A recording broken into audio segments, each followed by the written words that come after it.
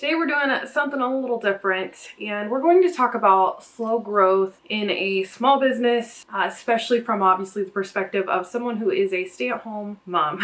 Now, this won't just pertain to that specific category, but that is the audience that I tend to desire to target, because that's what I am, that's what I understand, and that's who I want to help.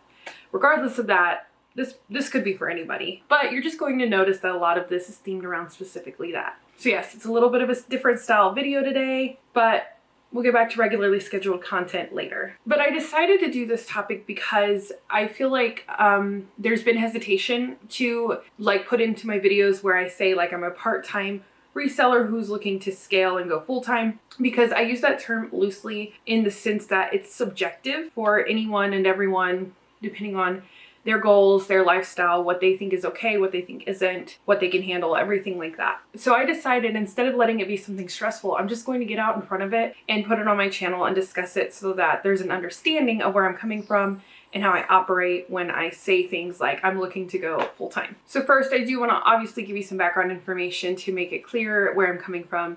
I am a stay-at-home mom. I've stayed home with my girls since I was towards the end of my pregnancy with my last daughter, so I've been home for 6-ish years. Now, reselling is something that I started before going home with two goals in mind. One was to create an income that I could do from home eventually, because I did plan to eventually leave the corporate world and come home, but due to unforeseen circumstances, our timeline moved a lot faster. And beyond that, it was just a fun hobby that kind of was a cushion.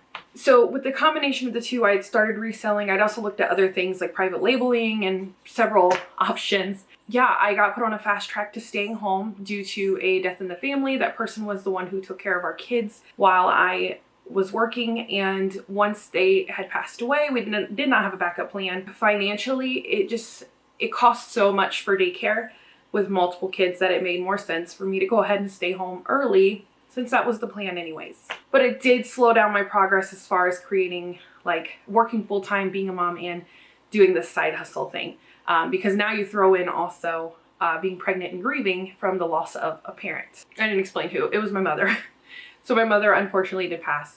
And it caused a lot of very unique dynamics to our circumstances. So I became a stay-at-home parent, and reselling became this fun thing that I could do. At that time, not a lot of intention anymore to grow it. And I'll save the whole story maybe for another time. Here we are, years later, and I am at a point where my girls are getting a little older and I have a little more freedom. And so I'm considering scaling it.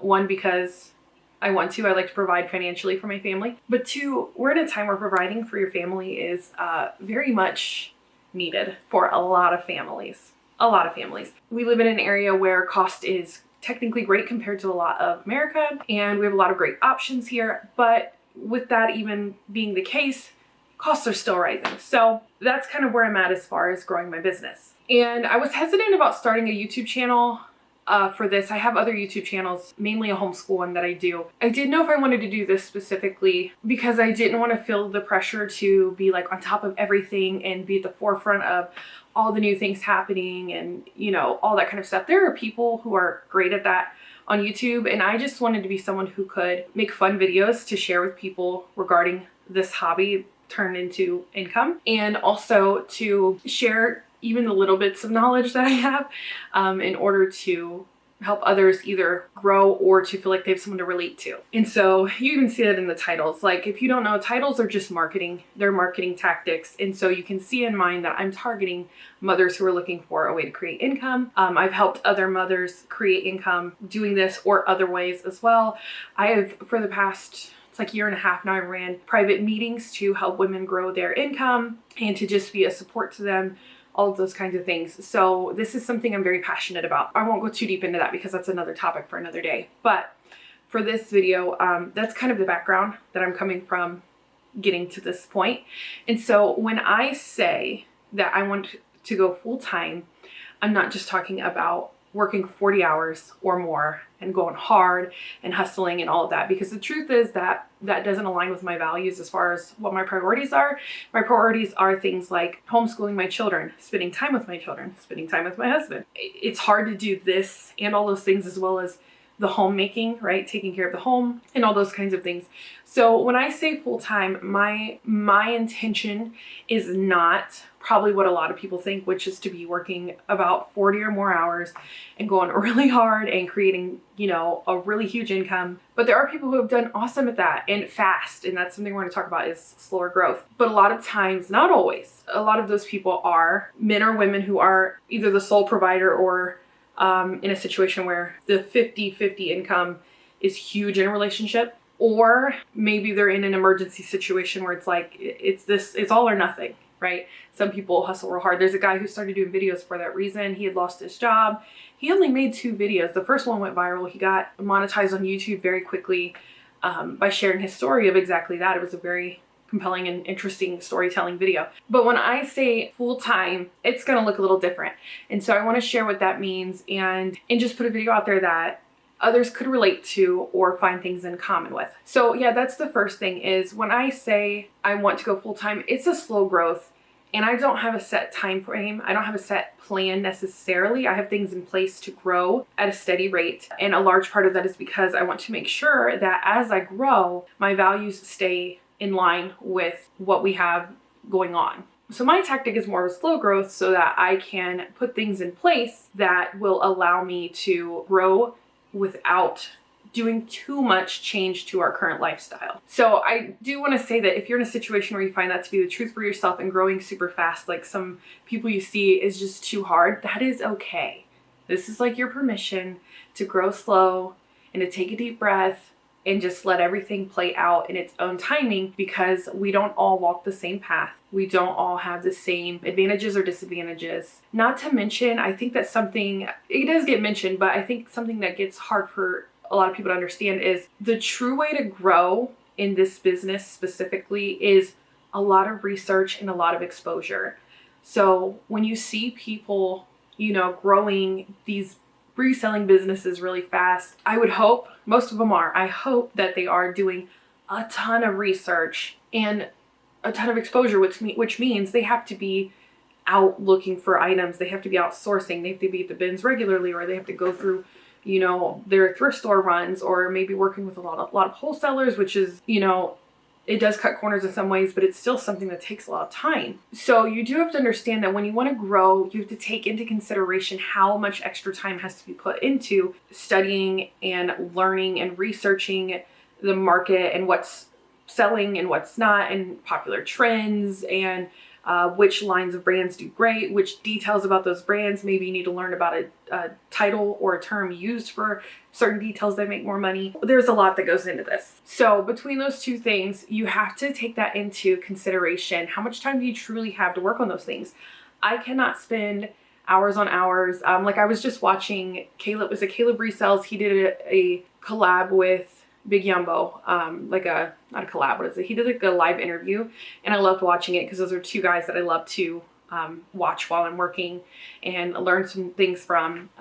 Big Yumbo especially is full of a lot of information if you don't know. But he's talking about, you know, he'll be up at, I think he said he'll be up at like 2 a.m. researching. I can't do that because we're in different places in our life, right? He is a childless male. I do believe he's in a relationship, but he doesn't have the same commitments. I don't have his commitments. I don't know what he's doing outside of reselling. We have to keep that in account too. But like, there's things that he's doing that I just can't do because I do have to prioritize other things, including sleeping at 2 in the morning because I have children to take care of immediately when I wake up. Full-time job. So you do have to consider that. You have to think about the time that you actually have to commit. And that's where slow growth really comes into play, because I can only research probably 1 or 2 new things a day, and then I need to get my work done, homeschool the kids, make the meals, clean the house, find times to, you know, take care of myself and get dressed for the day, spend some time with my husband. There's so much. You know, if you're someone who's in that kind of boat, you need to be okay with the slower growth because it's just the season you're in. One day you will have an opportunity to grow faster, and that will be awesome. But for the meantime, you have to be okay with the slow growth. Now, beyond that, another thing to consider is sustainability. And this is something I don't hear too often talked about. And that is when you are rapidly growing. Here's the thing, it can get really easy to get on that track of like, you're on a good roll, you're outsourcing, you're finding all the things, you're buying them all, and it's going great until suddenly your funds are tied up, right? You don't have any more funds to go out and spend. You're out of items to list because you went crazy and didn't steadily list them out as you were steadily buying. So now you have to wait for the money to return. Now it depends on your business model, but for most people, we're not getting things to turn around in 24 hours. Okay, there are items that will, but most people are not getting items that turn around in 24 hours. A lot of people go with the 90-day sell-through rate because it's easy to read, right? That's the easy thing to read on eBay is you can track 90 days worth, see what's selling within those 90 days and buy accordingly to that. Other people have longer time frames they're okay with. Maybe you do stylistic choices and you're okay with it sitting for up to a year. Maybe you're a high volume seller. You know, there's so many different factors that go into all of those things. But the truth is that if you decide to go real hard and to go at it with everything you have, you will hit a wall because you will tie up your funds. You'll burn yourself out too. But you will tie up your funds and then you'll be stuck waiting for the money to come back. And once you get out of the swing of doing things too, you then have to like retrain yourself the discipline to get back into it properly. So that's something I've had to learn. Even right now, I have to scale back. So I was scaling quicker than I wanted to. I've been listing 10 items a day, but I realized that I jumped too fast because let's see, I decided to go from part-time to scaling it back in like December. So I went from like posting a few here or there to up to like 5 and then 6, you know, like trying to slowly steady it out. But then I decided to jump a few and now I'm finding myself, the money's still coming in, but I'm noticing that pattern where it's like there's a little less money in the bank because I'm going a little too hard. So I have to calm down. I'm going to go back down to 8 items a day, because that's what I can sustainably handle. Not to mention another issue, which is quality control. When you grow too fast, you allow a lot of room for error if you're not careful on your systems and what you have in place. For instance, I have a pile downstairs that's still waiting for me to measure it because I was in such a hurry to get things listed and then to get back to family life that I posted them. All their details are up, the items are up, but their measurements are not there. They're in a pile downstairs waiting for that and then to be filed away into the storage. With doing that, I'm now getting more messages of people asking me for the measurements. So that creates more work for myself. Those are all things that affect quality control. So that's another reason to be careful about that. This is becoming kind of a half why I'm doing it and a half like tips on doing it. That wasn't intentional, but that's where we're going, I guess. That really is something that is a big deal. And the thing about slow growth that it can be beautiful with that is it gives you the opportunity to notice those pain points, and at a slower, while your stuff is still slowly moving, you can address those pain points, come up with a better plan so that as you grow, the thing is less of an issue. Now, there's always a chance that as you grow, it becomes an issue again and you have to readdress it. But with slow growth, it allows you less room for error in the sense that you've already put things in place to stop the errors from happening. So that's what I'm doing. I came up with a few ideas to help. It is helping, but it's not 100% perfect. And I realize it's because I'm doing too much and I need to scale back. Once again, I'm a one-woman show. So from beginning to end, it is all me. And it's slower because my kids like to help. They're really into entrepreneurship, which is part of our homeschooling. I work a little slower because I have tiny little hands trying to figure out how the heck to do everything. So there's that too. And also to go along with that financial stability, other than hitting a wall with your funds being tied up, it's also great to go slow because it gives you the opportunity to think about where you need to improve financially. Maybe it's putting your taxes away. You have a slower pace to control that instead of the money growing really fast and it kind of getting out of hand, or say like how much to pay yourself versus how much to put it back in the business. Well, if you're growing at a fast rate, it's harder to read those measurable data points. So with growing slower, you have the opportunity to realize, okay, X amount of money needs to go back into the business and X amount can go into my personal bank account to support our family. So I think that's another really important aspect to consider. Really take the time while you're growing slow to pay attention to it. So for me, I have a whole process from the time it sells to saying, okay, they spent this much. It cost me this much. Here is my dollar amount that I have as a profit after everything's said and done. Now we have to pay taxes. All right, let's pay the taxes. Now the taxes are paid, I don't owe anyone else. Here's the money left over. How much am I gonna give to me versus back to the business? And then I have to also be mindful of that when I'm outsourcing so that I don't jump ahead, take from either of those or pull from the tax money. Don't do that in order to have funds to go shopping or sourcing. All right, camera overheated. With me growing slow, I'm able to take the time to make sure that I am properly delegating those funds because I have a better idea of readable metrics compared to if I grow super fast and Lexi, my dog. And the metrics are a lot harder to read with the rapid growth. We don't have as much data that's steady to study to make sure we're doing everything correctly in that way. So that way, when you get a lot bigger, you already have that in place. Also, another thing with me trying to speed up right before just now when I'm deciding to slow down, I realized I was like, oh, I'm gonna have to hire someone to help me with that or that, you know, like I don't want to do that. I guess I could if I slowed down and once again delegated those funds, I could have room to hire someone, but I don't want to. I'm not at that point yet. I have no desire to do that. I do have a spouse who wants to help me. He's also full-time working 9 to 5 while in college.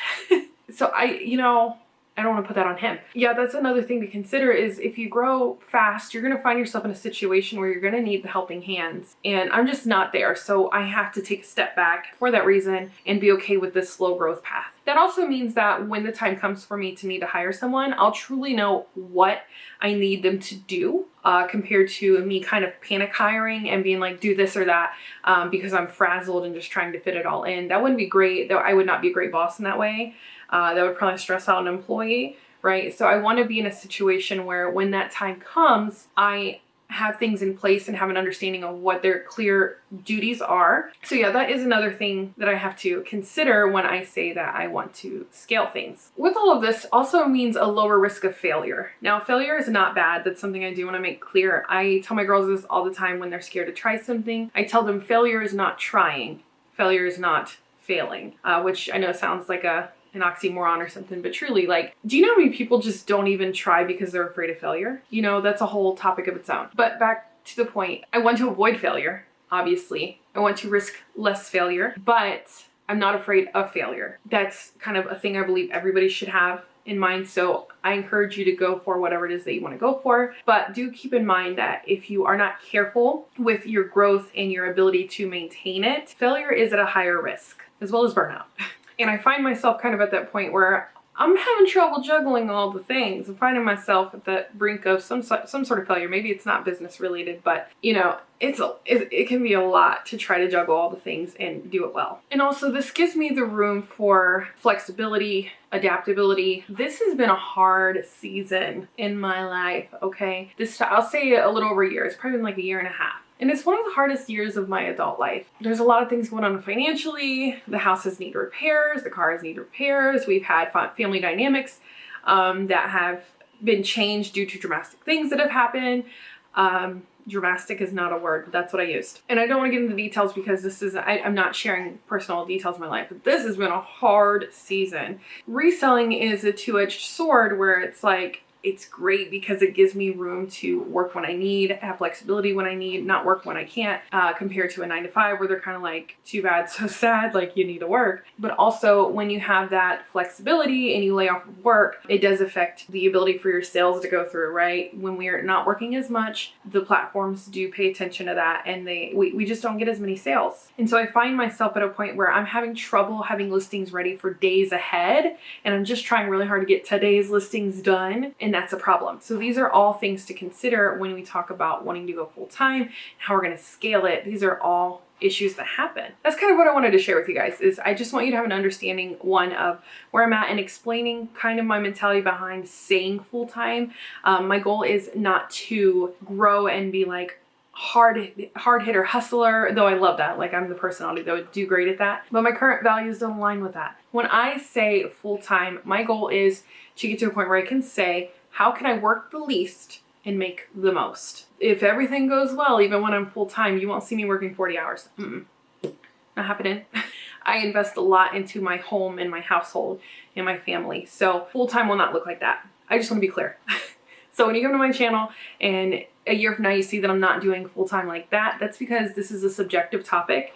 And for me, full-time is not going to look like that. I'm going to work to find ways to get the money to look like that though. Yeah, like eBay has been a great like cushion for our family, pay for, you know, trips, homeschooling things, all that. But I'm ready to scale it to provide more for our family. And it is great. I've replaced several things that were income from my side that I have no longer coming in. I'm on my way there. And so I basically give myself increments. So it's like, okay, we covered this source of income that no longer is coming in. That's great. We have this other source of income you're phasing out.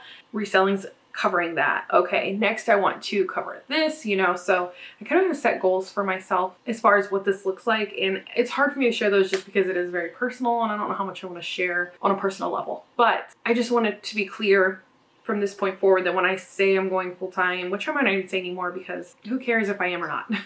I genuinely don't think people care. But I need to give myself peace of mind and an explanation behind kind of my mentality of how I see these things, why I'm growing at the rate I'm growing, why I'm pulling back, why I'm moving forward.